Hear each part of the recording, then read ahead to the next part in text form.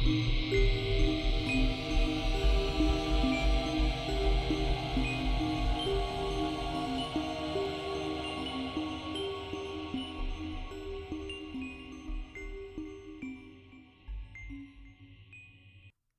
all you scaredy cats and kittens, and welcome to the Two Scaredy Cats podcast, where we talk about all things strange, unusual, and paranormal.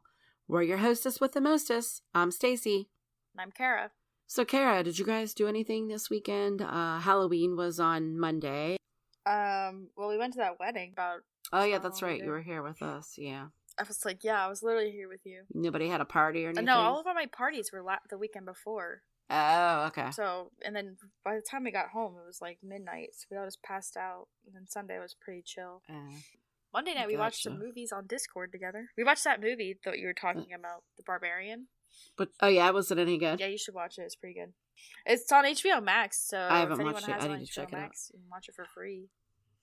It was a really good horror movie. I was not expecting what happened at all, which is very... See, that's what everybody keeps saying, so don't tell me that. I'm not going to tell you what's happened. I just said it was... Normally you can kind of figure out what's going on, but it was like, what is going on? It was probably like one of the best movies I've seen, at least, like best horror movie in 2022, at least. Jake told us we should see that Devil, Pray for the Devil, or that new one that just came out.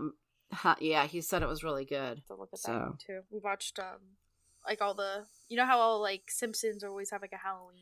Yeah, the special Halloween. So we watched all the Halloween specials on Halloween. That was the Treehouse Terror. Night. Yeah, we'd already done too much. I got to pass out candy to how'd that go? Little children's. Were there like a bajillion of them? There was a bajillion at first where we live. We live near a couple of trailer parks, and we're one of the newer subdivisions, so we have like lots of kids that get basically bussed in, as I like to say. But we were crowded for maybe the first 30 minutes, and then it kind of it dropped off greatly, and it didn't help that it was raining also. Yeah, I mean, it rained I guess near it the helped end. in my favor. Yeah, it sprinkled a little bit before. It didn't do anything for like an hour and a half, and then it drizzled for a little bit towards the end.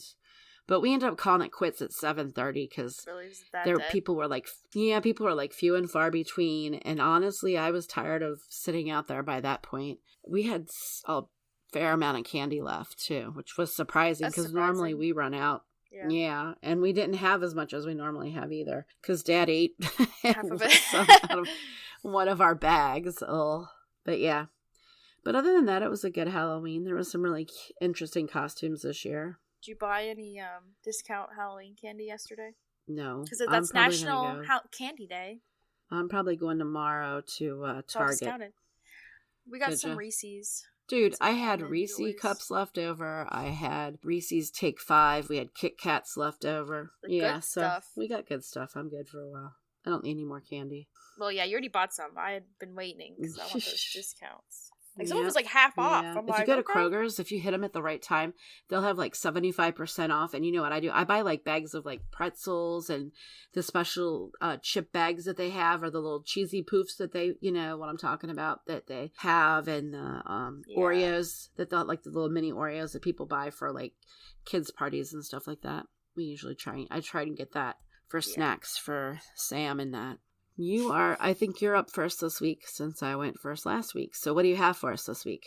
Well, I read the book Intruders by Bud Hopkins. The book is mainly focuses on the story of Kathy Davis and her family and their experiences with what they figured out was an alien abduction that they didn't realize, at the time. That's what they had like suspicions, but they didn't really know until they started investigating it. Yeah, interesting. Just so everyone knows, this is like your like classic kind of abduction story. There's definitely some weird stuff and like weird things that we'll talk about. So it begins with the Kathy Davis reached out to the author with some photos from evidence of an alien. Like, they thought that a UFO had landed in their yard. Yeah, that's weird. Which is kind of wild. So, like, basically, there was, like, a 8-foot diameter circle that the grass was just, like, basically dead. Yep. Which is kind of unusual. And then there was a 3-foot by 49 feet kind of line arch from this area, kind of like a path. And it looked like artificial, if that makes sense. Like, someone clearly cut it. Like, it wasn't like if someone had done it, you know. Or like it was burnt or something like that. Yeah, there was definitely like that. Yeah, and even like months after, it still, because the author did eventually go and meet with the family and everything because of the pretty crazy encounters they were having, and it was still kind of messed up, and like the grass would not grow back there. They did like some soil samples, but you know, because it was definitely unusual.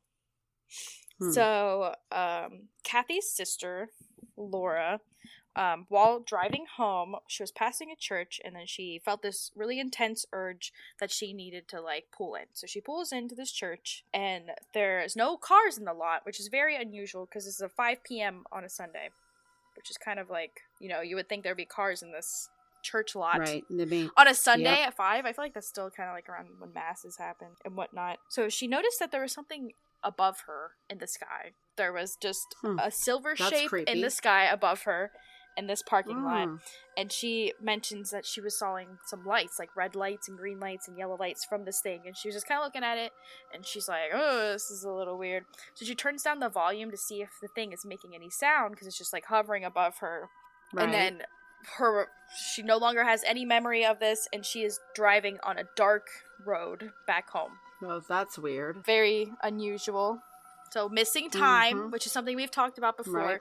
So, actually, the author of this book wrote a book about missing time and, like, the phenomenon, because missing time is often related to... Associated with alien abduction stories. And, like, missing persons, like we've talked about. Missing time is also a thing in missing 411 cases. Yep, definitely. So, this was a thing where she just did not have any recollection of that time. Kathy and her mother... they both have identical scars on their legs, like incision kind of marks on their legs, which is kind of weird. In the same exact spot, and they look exactly the same. The mother claims that she got hers when she was younger, playing outside one day, and then Kathy, she could not remember a time when she got it. Like, they think she was born with it. Kind of a weird. Okay, that's really very weird strange that it's in the same same exact kind of incision mark. Yeah. And then there was a doctor that kind of said it looked like it was. Or a nurse, it was a pin, like a pin had been inserted in it, and something was inserted in there. So extracted from her. Oh, okay. So, like when they do like spinal taps, is when they're removing like fluid from your body or something. That's weird. And so she actually eventually will have a second identical scar to the original one that Kathy had on her leg. That was identical to her mom's. So it was winter of 1966. Kathy and Laura are revisiting family friends, and Kathy was playing outside. There was suddenly a loud noise and a giant flashing of light, and she wanders off. She's lost, but while she's wandering around, she believes she sees the friend's house. So she walks up to the house, and the door is just wide open. And there's suddenly snow on the ground. There was not snow on the ground before. And she just walks inside the house, because that's what normal people do. And there is a strange family inside. A strange family is just standing inside. Weird. The son, the son of the family, brings her to this playroom. Yep. And the boy tells her, I'm going to play a trick on you. Okay, and then, I'd be running at this point. I'm out. Yeah, I'm like, that's so bizarre. And then I'm running. Yeah, that's what I'm saying. That's crazy. So then there's suddenly a device to the side that she didn't notice. Suddenly goes out and like cuts her leg open, like identical. Oh, so she gets another identical scar. It makes the exact same kind of incision, and the boy suddenly transforms into a gray-skinned figure. And then there's just missing time again, and she is suddenly outside wandering around. And she's found by Laura, her sister, who brings her back in to the family house. And Laura is actually in almost like a trance-like kind of sleep state when she finds her. She doesn't really remember why she knew she needed to go outside and find her, but she did. The Davies family also had some strange and vivid dreams, along with very weird nightmares. Kathy was interviewed and asked about if she had any reoccurring dreams, and she described one about her and her mother hiding in a closet because there was something in the sky. The mother gets pulled from the closet, and she's terrified of whatever is out there. And this is like a recurring dream she's having. And then the mother was also interviewed, like they were separately interviewed, and was asked about if there's any reoccurring dreams that she had. And the mother said that she was hiding in Laura's closet, not Kathy's closet. which is weird. And she had a dream that she was hiding in Laura's closet, and there were 2 intruders inside of the house. The closet had a crawl space like above, so she forced Laura to crawl up there, and they wake up, which is very strange that Kathy was having a similar dream, but she was in the perspective of Laura, which is kind of weird. Like, they described essentially the same dream, but Kathy was dreaming that she was Laura, and then her mom thought that Laura was the one that she was hiding. But, or there's 2 instances of it. Is this really a dream? We don't know. Weird. So it's a pretty unusual thing. Very strange. Kathy also had some very unusual phone calls in 1980. So the phone call would consist of what sounded like moaning and muttering, and then there would be factory kind of sounds in the background. Yeah. Strange. So initially thinking that it was a prank call when she got the first initial one, like she hung up, and then like clockwork, every Wednesday at 3 p.m. she would get this strange phone call, and it would sound exactly the same. Or like it had the same exact sounds, but sometimes whatever was on the like phone call would sound different. Like sometimes it would sound like it was angry, and the other times it would sound like it was sad. That is kind of very bizarre. So, like I said, they became a thing. Every Wednesday she would get this call, and then Kathy ended up changing her number because she was kind of getting annoyed by this. I can imagine. And she had her number unlisted. Right. So, you know how before, back in the day, you could find anyone's number in the phone book. Well, she had herself unlisted because she's kind of getting tired of these calls, and the phone calls continued. She actually, a little bit after, like, the phone operator called her and was like, hey, we changed your number, you're all good. She immediately gets a call from that strange caller who, I was gonna say, shouldn't be able to know her number. So clearly it's not an issue. Does she have caller ID? Did she number. Ever bother to try and trace where the call was coming from? I mean, this is 1980s. They have caller ID back then? Maybe not then. I think it was like the 90s. That's why I'm like, I feel like that's a little too old. But she could have called, like, had a reverse, like, lookup or whatever, you know, or recorded it or something. Yeah, something. So, this was, like, unusual because the caller didn't call at the same time like normal, but it was very intentional that it called because it knew that she changed it to be like, hey, I'm still calling you. It's kind of like an intimidation kind of thing. Yeah, that's weird. And so, actually, the mother answered the phone call at one point. Because she wanted to hear it herself. Because she was like, this is pretty wacky. And then she heard it herself. And then she also had one of her friends answer the phone for her on one of the calls. Just so her friend could also hear it. So she's like, I'm not going crazy, right? This is a thing. Which is super bizarre. Yep. So, supposedly, this is how it went down. Mary Davis was the first to be abducted. Okay. That's the mom, right? Okay. And then, yes. And then after she was a mother, she got abducted again. Okay. And then 2 out of her 4 children were abducted. Oh, that's weird. Or like, yeah, or they have stories that are very much similar to what happened to her. Like, they have the missing time and everything. Or some of them actually recall, like, actually seeing beings or whatever that were messing with them. And then some of Mary's grandchildren also have stories. Oh, that's weird. Which is very, And there is evidence that Kathy and her son have implants in their brain. What? Which is kind of wild. That is wild. Yeah. Like, what kind of an implant? Like a metal piece or what? Do we know? Yeah, like some sort of thing inside of her brain or whatever. And they can't get it out? They're just going to leave it in there? I mean, are you going to just get it out? I don't know. I don't know that I would want it in there so they can keep communicating with me, right? Maybe that's how they're tracing them. Sounds weird. I don't know. It is very, like I said, this whole thing is strange. The book goes into way more detail. Obviously, I'm not going to, like, recount the whole book, so I definitely think people should check it out just because it's a very unusual story, and there's, like, way more events that are happening. I'm not going to, like, spoil the whole book. Right. But interesting. Definitely something you should look into because they also talk about some other UFO accounts. This one was just a very bizarre story of, especially because it's like the whole family. It's not just one person it's surrounded by. So many generations. Like, we're 3 generations. They think it has something to do with, like, their like, genetics kind of a thing. Is that what it kind of hints at. Wondering. Because they're testing the especially because it's the mom and then the two kids. It's weird that the other two kids, though, didn't have any sort of experiences. It's just weird. The two girls. It almost makes you want to know what blood type they all were. If they were, like, you know, maybe the other two kids had a little bit different blood type than the mom and the two kids that did get abducted. Or even the grandkids. Yeah, they seemed most interested in those two kids. Weird. Huh. It's very unusual. Because, like... So, out of curiosity... Were the kids girls that got abducted, or was it the two girls? So Laura, it is all girls. So the mom and then the two girls. The mom too. And then she does have another daughter. There was 3. So Mary had 4 kids. 1 was a boy, and the other 3 were girls. Okay, what about the grandchildren? Are they also girls? Tommy was Kathy's child. The one that had the and then Laura's son is also one of them who had so there is a boy in the mix. So it seems like both of the kids. Okay, I thought maybe like the one kid had an implant. Kathy's son had an implant also, but it seems like they're mainly focusing on the Laura and Kathy bloodline. Maybe that was the pregnancy they had messed with, because they did. You said they have the matching marks. Supposedly abduct her. Right. Yeah, and they had the matching marks on the one kid, which is very unusual. Right. Yeah, that is weird. Maybe they cloned her. I don't know. Who knows? I don't know. Maybe it's not their real kid, and it's like a changeling thing. You know what I mean? Like where she's not a real. Maybe she has alien DNA in her or something crazy. I don't know. They need to do some more testing. But really. The book's pretty wild. Huh. And there's a lot. Like they go a lot more in depth, and they do a lot of hypnosis on her, which is kind of. I know, hypnosis is. It's a little. It's very hokey.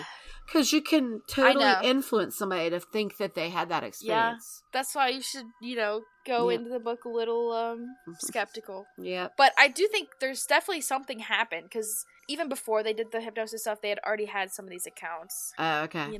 I would maybe just be a little wary of, like, the any accounts they get after they've done the hypnosis, right? Because... You don't know. Yeah, because you never know. But there's definitely some good stuff in there about, like, just case studies and, like, interviewing and just bizarre. Like they said, like, you can't really fake the implant stuff, because clearly there's something there. No, you can't fake that. That's one of those things, like, how are they going to insert that? Right? I know. On themselves, yeah. I mean, it's one thing if somebody else but to do it on yourself, that would be kind of hard. And how would you know where to put it? A while ago. In your brain without killing yourself, Yeah, that's true. Like the 1960s and 1980s. Yeah, you did say it was all a long time ago. Have there been any recent occurrences, though, do you know? Like, from, like, maybe the 1990s or the 2000s that have happened? Or was it all 1985. Oh, okay. That's like the last time. One of the grandkids. Well, I mean, there's obviously other stuff going on. Oh, it was 1986. Because at the end of the book, they kind of have like a timeline of all the experiences with the supposed... I mean, there was obviously a lot that they left out from the timeline just because there was a lot of circumstantial... Stuff that went down, right, yeah. But it was kind of like they tried to put it in numeric order because a lot of the stuff didn't come... It's not like, oh, this happened and this happened. A lot of it's like, it was happening at the same time. Suddenly I remembered that this weird thing happened, and it might actually be related because I didn't think about it. That kind of stuff, because that's normally how those kind of cases go. It's not going to be a clear cut. This happened. This happened. This happened. This happened. This happened. But it's still an interesting book. I liked reading it. It was very unusual. Yeah, but I also like the missing time thing. Is very interesting to me. Yeah, fascinating. But yeah, that's what I had. I didn't want to go too much, in case people wanted to read it for themselves. Exactly. Yeah, come to their own conclusions. Yeah, like I said, I thought a lot of it was interesting. So what are you? Today, I am covering the Andrew Jackson Hotel in New Orleans. And interestingly enough, in 2020, me and my friend actually stayed in the Andrew Jackson Hotel. And we had some experiences while we were there. So... I'll go ahead and I will give a little background on the Andrew Jackson Hotel so you can kind of set us up a little bit for some of the stuff that we experienced and what went on while we were there. So the Andrew Jackson Hotel first opened its doors in 1792, and it was opened by the Spanish colonial government. So originally, it was built as a boarding school for boys who had lost their parents to yellow fever. In 1794, there were fires that were breaking out all over New Orleans at the time. They were all being consumed by this fire, and a lot of the buildings that you see today were not the original buildings for New Orleans.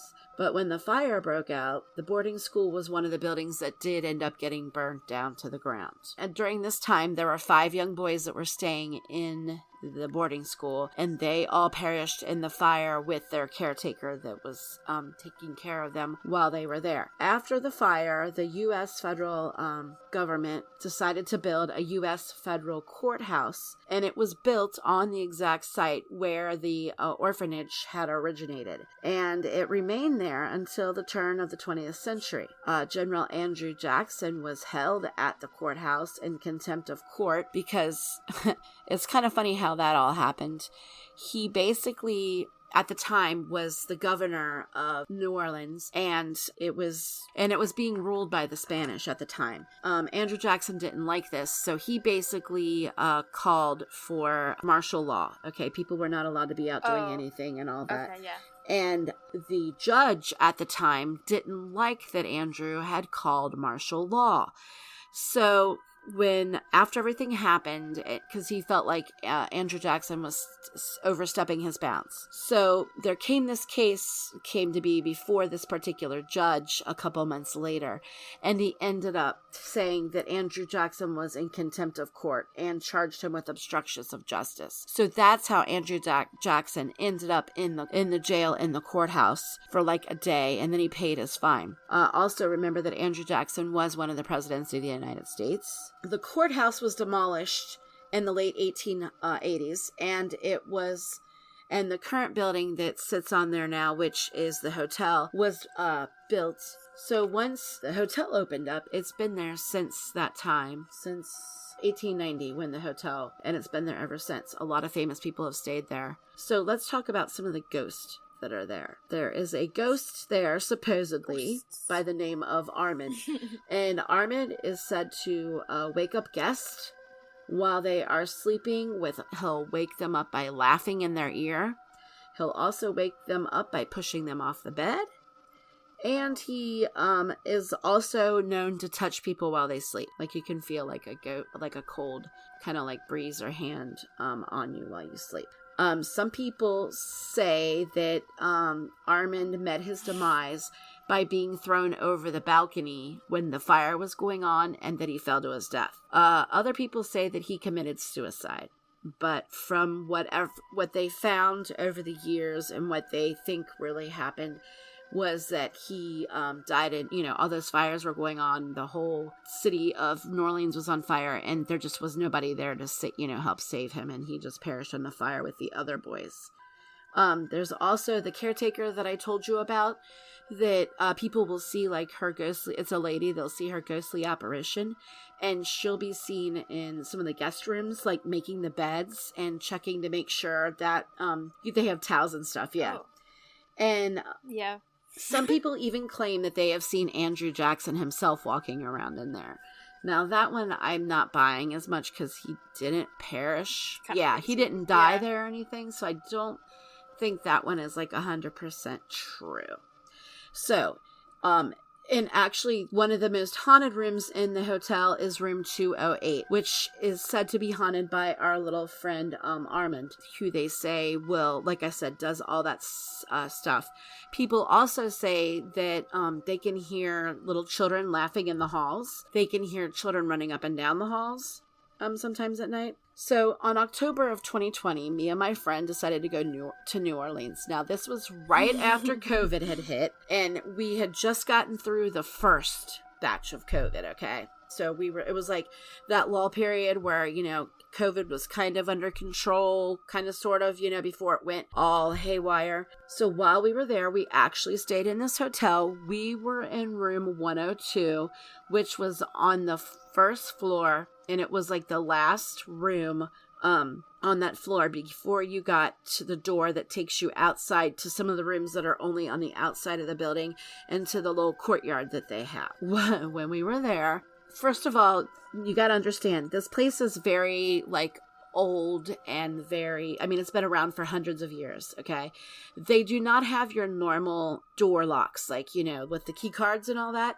We actually got, and this is so funny, we actually got an old key, like a, you know, like an old gold key to open and unlock our door. It was so bizarre. So we get in there and we get into our room, and I instantly do not like the closet in our room. And we actually put our bags in front of the closet to block it, because the house is so old that the floors, they're hardwood floors that they had in the rooms, and they kind of tilt a little bit, so the doors aren't flush. You know what I mean? Like, they'll swing open on their own, and the closet door, like, kept coming open. So it was like, you know, I didn't like it. So we ended up putting our bags in front of the door so, you know, it would stop. I heard you didn't sleep at all, though, from what I remember you No, saying. I did not. Yeah. So we go walk around New Orleans. It was very strange because normally New Orleans is very crowded. This was in October, so, you know, people would be getting ready for Halloween and stuff there. But because COVID had happened, you were not allowed to walk around town without a mask. And so it was just really crazy. There was not a lot of people there visiting because most people were still, you know, home. We had just lifted some of the travel bans. You know, you were actually allowed to go there. So that's why we went when we did. And it just wasn't the normal New Orleans that you're used to seeing on the TV and that. But anyway, so we go back to our room that night, and we're in there. There was a TV in the room, and we had the 2 beds. So we go to bed, and my friend falls asleep immediately. And I am a person that, you know, I don't like having my closet open at night because I worry that things come in and out of the closet. You know, I hear every little noise and it drives me nuts. So I'm laying there, and all of a sudden, now keep in mind, when we came there that day, there was a lot of couples. There was nobody there that had any little kids. And I'm sitting there laying down, and all of a sudden, in the room above us, I hear the pitter-patter of feet, like, running up and down the hall. And then it sounds like somebody is, like, on their bed and jumping onto the floor. Okay, and now this is like 10, 11, 12 o'clock at night that I'm hearing all this. So I'm like freaking out. So I'm like bothering my poor friend, and I'm like, you know, she's almost like sound asleep, and I'm like, oh my gosh, do you hear that? I hear little kids. I hear them running around up there. And she's like, at first she thought I was crazy, and she's like, you're not hearing anything. But then she finally heard it too, and she's like, whoa. And I'm like, yeah, whoa. And so she's like, well, you know, just try and go to sleep. It'll be all right. Well, I want you guys to know that I kept hearing this running and like people jumping off the beds. It went until, I want to say, 2 to 3 o'clock in the morning. I heard this going on. So then I finally fall asleep. I had to have the TV on, though, because I can't do silence. For whatever reason, I don't like having silence, especially at night when I'm sleeping, because I don't know, my mind wanders and I think, you know, bad things. So I'm laying in the bed, and I'm just about asleep. And all of a sudden, it felt like somebody was like, you know, not caressing my head, but like, you know what I mean? Like, yeah, and my arm, because my arm was like hanging off the bed a little bit. And at first I thought it was my friend trying to get my attention. I look over. Well, she's sound asleep. Okay. She's like snoring over there. She's sound asleep. And I'm like, holy shit, you know, what is touching me? Because it's just me and her in this room and nobody else. So I was freaking out, and I had to have the TV on, and I stayed awake for another 2 hours thinking, oh my God, you know, this thing's going to get me, whatever it is in this room. We finally get through the night, and the pitter-pattering upstairs that they're running around has stopped. So we go out into the courtyard because my friend smoked, and the only place to smoke was out in the courtyard. And we're out there, and we're talking to some other people that were staying there. You know, they were all really nice, and we're all, you know, sharing stories about where we're from and all that. And the one guy was telling us he's a cop and all this. And I bring up, this place is haunted. Did anybody hear anything last night? I was like, I kept hearing these little kids run around all night long, you know, above our room, and it sounded like they were jumping off the bed. And everybody else was like, well, no, I didn't hear anything like that.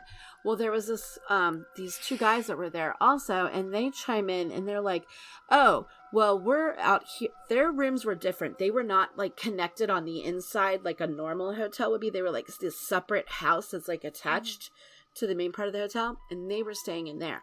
And they told us that all night long their lights kept going on and off, like you know, like it would be one light in their room would turn on and then it would turn off and then like another light in their room would turn on. Yeah. And they were like, yeah, they said it was, yeah. And they were getting kind of torqued off about it too. And so they told us that that's what they were experiencing. Well, so all that's going on. And then we have this guy strolls down with a snake, like a python, like a huge python. Okay. And I'm like, okay, I'm at the edge now because, you know, I was awake all night by these little kids jumping around. Yeah. This guy walks down with a python, not in a cage. And, you know, well, he apparently, we found out later from one of the people that works there, he was not supposed to be staying there. Is what he does, and I guess there's a bunch of them, is they will stay in different hotels. They go around to the street corners and they'll, like he lets people take pictures with his snake and they, you know, he'll charge them like $5 or something. And that's how he makes his racket or does his racket and makes his money. And then he'll stay at the hotel there to pay for his night at the hotel. Well, they didn't want him there with that snake because A, he didn't have that snake in a cage and they're not allowed to have this. Like you have to have like, I guess, I don't know, not a license, but they didn't want that there and to have to worry about it getting out and, you know, getting into their, I mean, that's an old place, getting into the ducks and that. So he ended up getting kicked out, which I thought was kind of hysterical. But it was bizarre. So the next night, okay, so I'm thinking, all right, I survived one night in this place. We only have one night left to go. You know, it couldn't get much worse than the little kids' feet pitter patter. And we never did see any little kids, by the way. The whole time we were there, we did not see any kids. So we're going to bed the next night, okay? And 11, 12 o'clock rolls around. And goddamn if that dang room above us, I don't hear. And I'm not even making this shit. No jumping this time. It gets better. I don't know if it was like this couple and they were throwing a party or what for themselves, but we hear furniture moving around. Like you actually can hear like a huge giant ass dresser being shoved across the floor on the thing. And then I hear somebody like pacing around back and forth on the floorboards above us. And then you hear like, you know, the bed getting creaked. You could tell that, I mean, they were just moving stuff around all night. It didn't stop until like 2 a.m. So by the time this trip was over, I was running on like 0 hours of sleep. I'm surprised if you got any sleep. Right? Because my nerves were shot. I am like, seriously, okay? And I'm not even in the most haunted room apparently, and I'm hearing all this stuff. I'm like, this is just my luck. So I'm pretty sure what we heard the first night was maybe possibly Armand and his friends having a good old time up there. The second night, it turns out we actually heard the walls in this place are paper thin, okay? And our bedroom and our bathroom butt up to, I guess, where the housekeeping does all their stuff, you know, like where they have sheets and all that. And we overheard these two housekeepers talking, and they were saying that they were talking about the room upstairs, and it had been the room above us. They said that when they got up there this morning, every piece of furniture in that room had been rearranged by the people that were in there. And like stuff was like moved all around. They broke a table and all kinds of stuff. So apparently those two people were partying pretty hard up there because the maids were talking about them the next day. But I was like, okay. Yeah. But yeah, so it was our experience in the Andrew Jackson Hotel. This is, like I said, it's in the French Corner. Yeah, it's a neat place. It was very neat. Scary, but neat. So, you know, if you're into, you know, terrifying, you know, little children jumping around and, you know, touching you in the middle of the night, you're more than welcome to try this place out. But other than that, New Orleans is really neat, and I highly recommend it. I want to go back because, like I said, I didn't get the full experience because it was the middle of COVID. And, yeah, because it was COVID. Yeah, and it wasn't crowded, and there wasn't lots of there's apparently entertainers like all over down there, and there was like not a one to be found. But yeah, so that was my experience in a haunted hotel. So check it out, the Andrew Jackson Hotel in New Orleans. Very cool. That's all I have this week. All right. If you enjoyed our podcast today, follow us on Instagram at Two Scaredy Cats Podcast, and please be sure to leave a review on Apple Podcasts and Spotify. It really helps the show get discovered. And tune in 2 weeks for a new episode. And to all our scaredy cats and kittens out there, remember, curiosity didn't kill these two scaredy cats.